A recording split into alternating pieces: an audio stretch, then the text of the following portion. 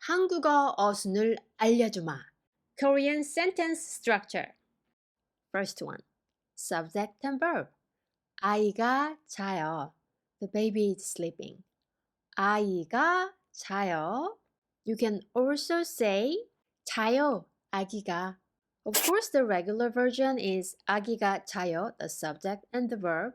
But you can also put 자요 first and then give a little pause and say 아기가 자요, 아기가. Completely fine. Next.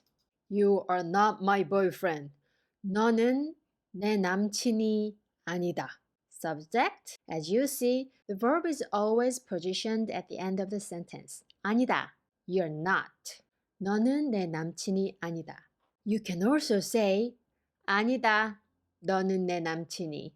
아니다. Give a little pause. 너는 내 남친이. Again, the first sentence is the regular version, but the second one can be used. And here the basic form, I like you, subject, object, and verb. 내가 너를 좋아해. But there are so many variations. You can just position any element of a sentence. 너를 내가 좋아해. 좋아해. 내가 너를 좋아해. 너를 내가 좋아해. 너를 좋아해. 내가. The meaning doesn't change. Of course, the first sentence is the standard one. 내가 너를 좋아해. Subject, object, and verb. Kimchi is good for health. So, the verb comes at the end of the sentence. 좋다 is good for health. This adverbial expression comes before the verb. 건강에 좋다. It's good for health. 김치는 건강에 좋다. Or 건강에 김치는 좋다. 좋다. 김치는 건강에.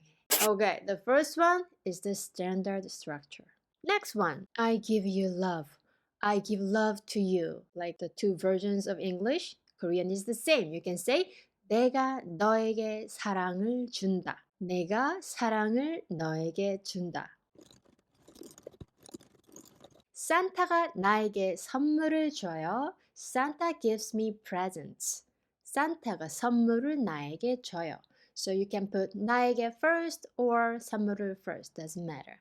But remember, the verb always comes at the end of the sentence. Let's meet 강동원 at 1 p.m. at a cafe. 우리 1시에 at 1 카페에서 at a cafe 강동원을 만나자. So here 1시에 카페에서 the time and place expressions can be switched. 우리 카페에서 1시에 강동원을 만나자.